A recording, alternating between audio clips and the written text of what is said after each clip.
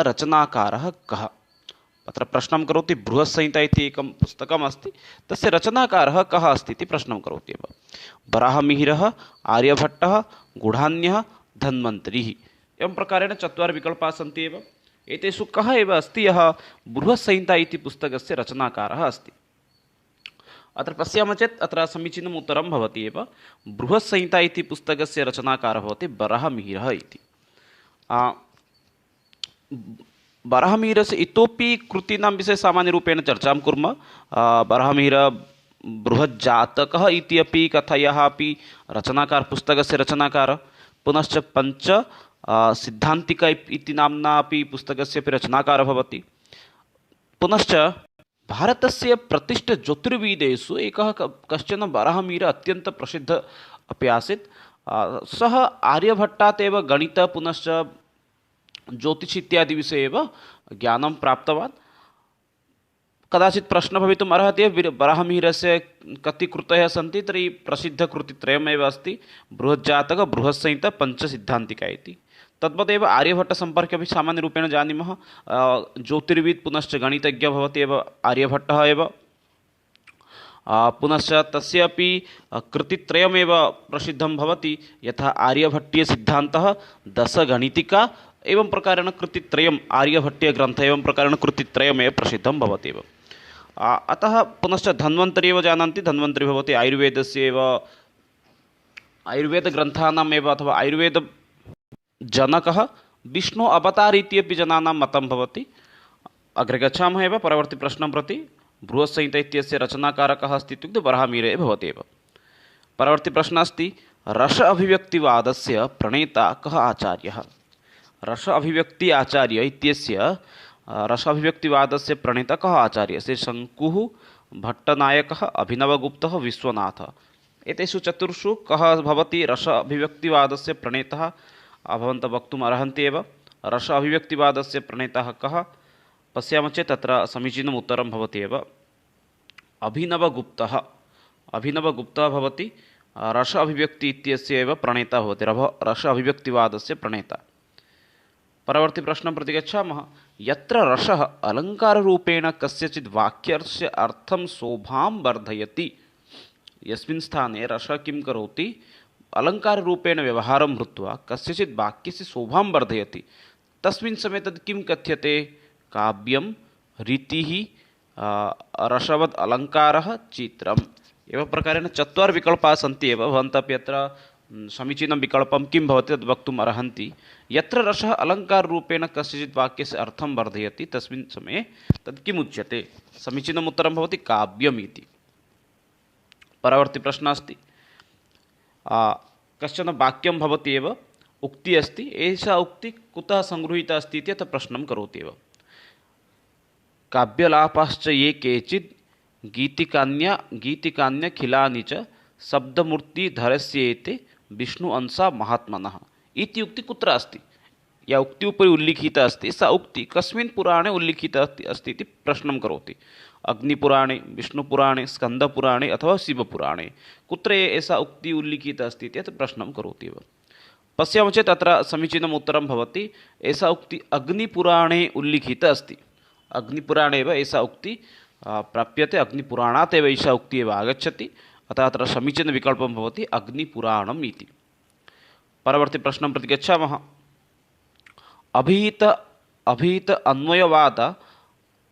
अन्वयवाद अन्वित अभिधानवादो आविष्कृतो केषाम्? एतत् कस्य, के एतस्य नाम आविष्कारं कृतवन्तः? अभीत अन्वयवाद अन्वित अभिधानवादो, एतयोः आविष्कृतो के? वैयाकरणानां, साहित्यिकानां, वेदान्तीनां, मीमांसिकानां। वैयाकरणः ये व्याकरणज्ञाः भवन्ति ते शब्दशास्त्रेण सह एव अधिकाधिकं सम्बन्धिताः भवन्ति। साहित्यिकाः अधिकाधिकं अलङ्कारशास्त्रेण सह, रसशास्त्रेण सह सम्बन्धिताः भवन्ति।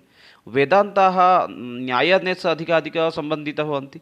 किन्तु एषा उक्तिः केषाम् आविष्कृतं भवति? ते भवन्ति मीमांसिकानाम् इति। अत्र समीचीनं विकल्पः भवति मीमांसिकानां। मीमांसिकाः एव एतयोः आविष्कर्तारः भवन्ति एव।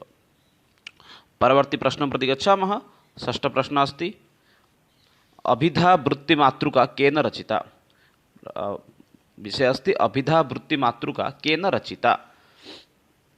महिमभट्टेन अथवा मुकुलभट्टेन अथवा मम्मटभट्टेन अथवा बाणभट्टेन? अधिमा वृत्तिमातृका केन रचिता? विकल्पान् दर्शनात् पूर्वं किञ्चित् अन्यविकल्पानां विषये अपि चर्चां कुर्वन्तु।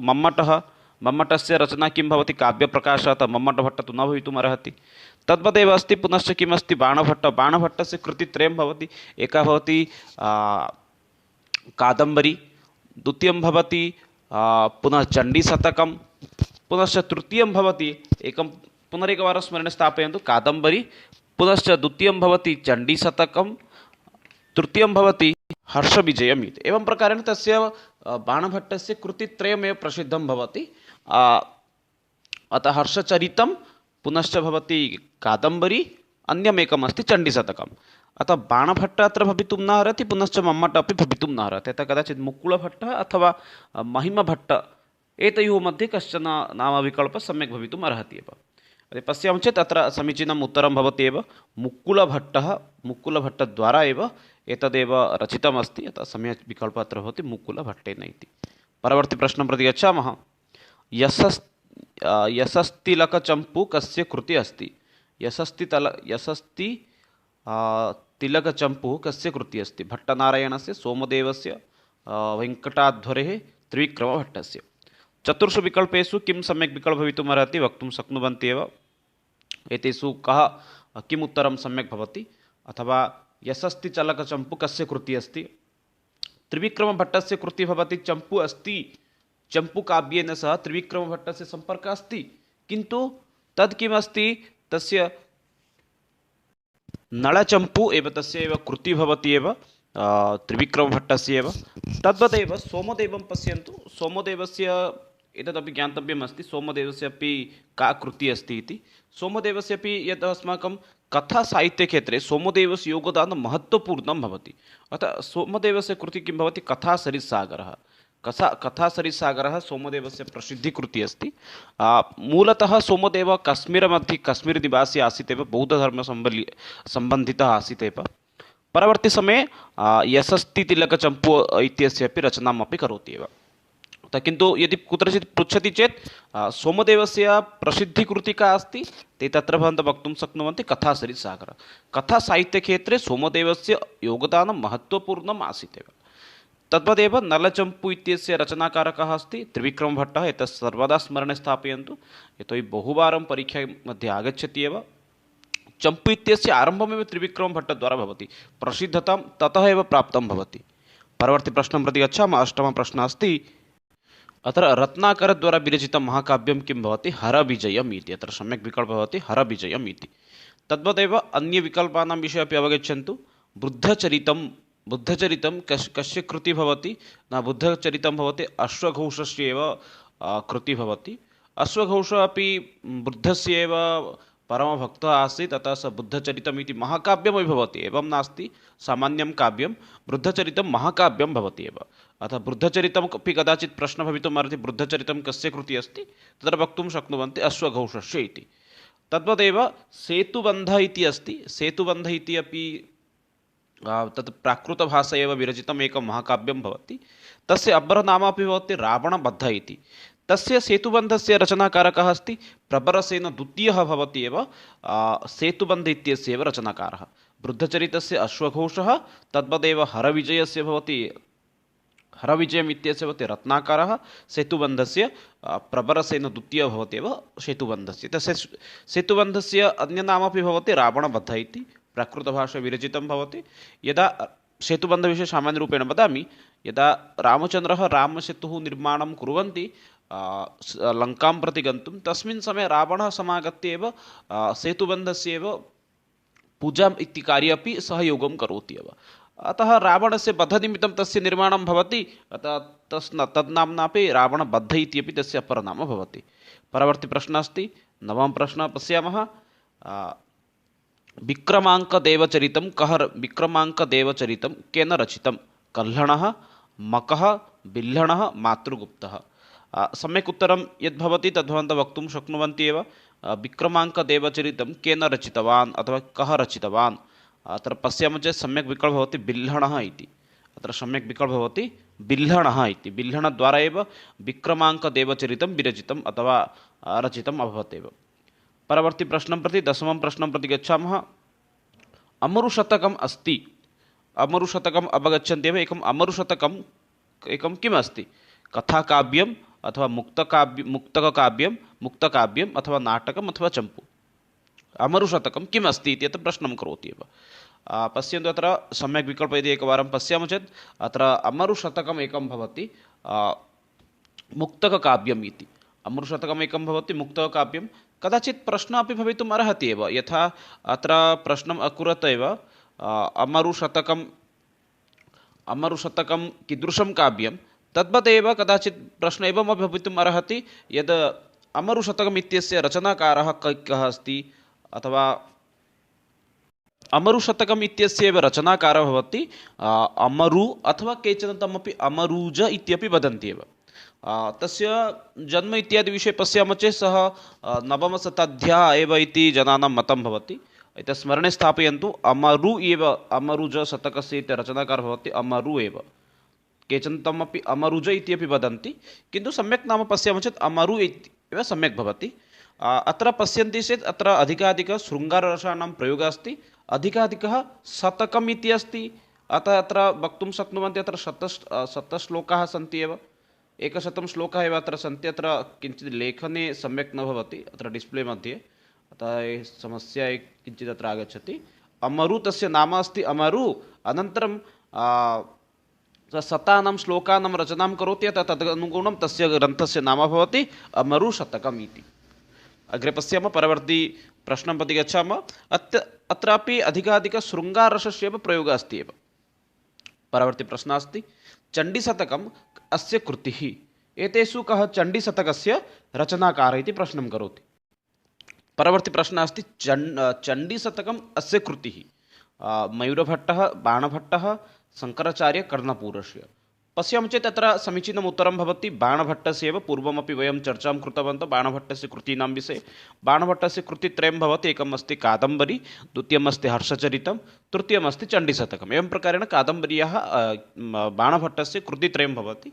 तत्रापि सुकोपनिषद इति अपि भवति, तद् कादम्बरी मध्ये भवति। कदाचित् प्रश्नः आगच्छति सुकोपनिषद इत्यस्य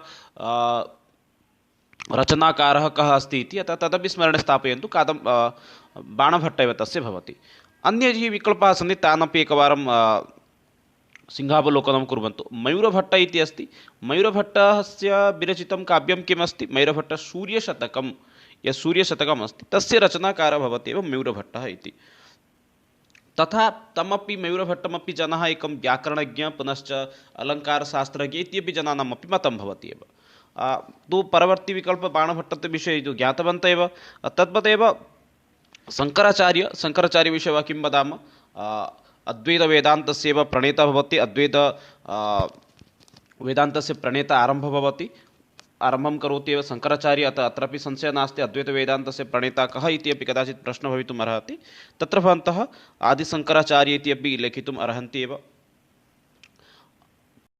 पुनश्च एकवारं श्रावयामि। मयूरभट्टद्वारा विरचितं भवति एव सूर्यशतकं, बाणभट्टस्य कृतित्रयम्, एकं भवति चण्डीशतकं, पुनश्च अस्ति कादम्बरी, अन्यम् एकम् अस्ति हर्षचरितं। तदेव शङ्कराचार्यः भवति अद्वैतवेदान्तस्य प्रणेता एव। परवर्ती प्रश्नं प्रति गच्छामः। प्रथमकथाकारस्य सुबन्धो इयम् अस्ति कृति। सुबन्धु तु भवन्तः जानन्ति एव। सुबन्धुद्वारा प्रथमं विरचितं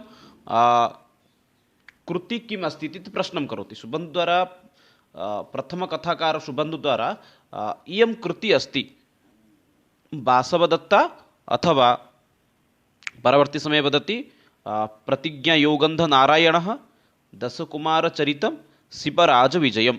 एतेषु तस्य किं कृति अस्ति अथवा का कृति अस्ति इति प्रश्नं करोति एव। अत्र पश्यामः चेत् अत्र समीचीनम् उत्तरं भवति। तेन विरचितं यद् कृति वासवदत्ता इति। वासवदत्ताविषये एव तत्र एव वर्णनं करोति, किन्तु बहूनां मतं तत्र भवति स्वप्नवासवदत्तं मध्ये या नायिका अस्ति, वासवदत्ता तस्य चरित्रम् आधारीकृत्य अस्ति वा अथवा तस्य केचन भागः अस्ति वा एतदपि बहूनामपि मतं भवति, किन्तु तद् भिन्नम् अस्ति। स्वप्नवासबद्धतामध्ये या नायिका अस्ति तद् ग्रन्थम् अथवा तद् नाटकम् एतद् नाटकम् उभयोः मध्ये प्रभेदः अस्ति एव। एषा एका किम् अस्ति, वासवदत्ता एका आख्यायिका अस्ति, इत्युक्ते कथा इति वक्तुं शक्नुमः, किन्तु तत्र किमस्ति स्वप्नवासवदत्ते तत्र नाटकम् एतदस्ति एव। स्वप्नवासवदत्तस्य एव पूर्वभागम् यदि पश्यामः चेत् प्रतिज्ञेयो गन्धनारायणः भवति, एतदपि भासस्य कृतिः अस्ति। भासस्य यद् नाटकानि सन्ति 13 नाटकानि, 13 नाटकेषु प्रतिज्ञेयो गन्धनारायणं, पुनश्च द्वितीयं भवति किं नाम स्वप्नवासवदत्तम्। एवं प्रकारेण तत्र भागद्वयम् इति वक्तुमपि शक्नुमः एव। परवर्ती समये दण्डिना कृतिः भवति दशकुमारचरितम्, एतत्तु ज्ञातवन्तः एव। सुबन्धुकृतिः किमस्ति, सुबन्धुकृतिः भवति वासवदत्ता, तद्वदेव दण्डिनः अपि कृतित्रयं भवति। दण्डिना कृतिः किं भवति, काव्यादर्श, पुनश्च दशकुमारचरितं, द्वयं तस्य कृतित्रयं भवति। एकं भवति काव्यादर्शं, दशकुमारचरितं, पुनश्च अवन्तिसुन्दरीकथा।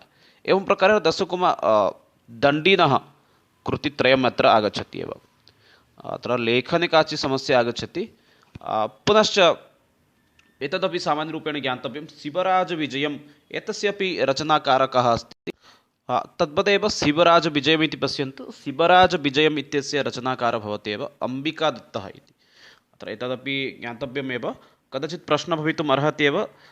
शिवराजविजयम् इत्यस्य रचनाकारकः भवति अम्बिकादत्तव्यासः भवति एव शिवराजविजयस्य एव रचनाकारः। एकवारं पुनश्च सामान्यसंक्षेपेण वदामि। वासवदत्ता भवति सुबन्धु, प्रतिज्ञेयो गन्धनारायणः भासः, दशकुमारचरितं दण्डी, शिवराजविजयं भवति अम्बिकादत्तव्यासः इति। परवर्ती प्रश्नं 13 प्रश्नं प्रति गच्छामः।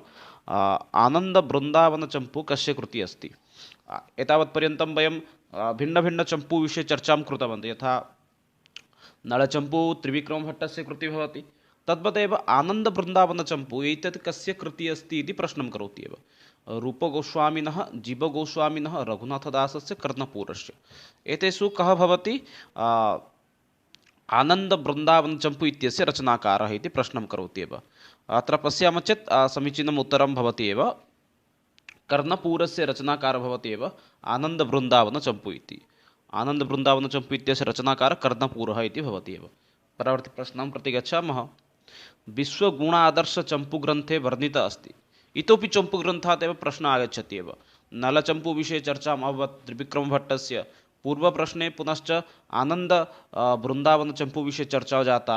अत्र 14 प्रश्नः पुनश्च अस्ति। विश्वगुण आदर्शचम्पूग्रन्थे वर्णितः अस्ति कृष्णकथा, रामकथा, विविधतीर्थानां विषये वर्णनम् अस्ति, अथवा शिवमहात्म्यं वर्णितम् अस्ति। पश्यामः चेत् अत्र समीचीनम् उत्तरं भवति विविधतीर्थक्षेत्राणां विषये एव अत्र सम्पूर्णरूपेण वर्णनं भवति।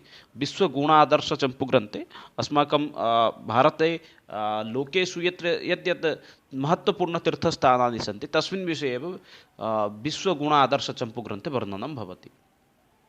परवर्ती प्रश्नः अस्ति 15 प्रश्नः। मूर्च्छकटिकस्य नायिका एका का भवति? मूर्च्छकटिकस्य नायिका या अस्ति सा एका का भवति इति प्रश्नं करोति एव।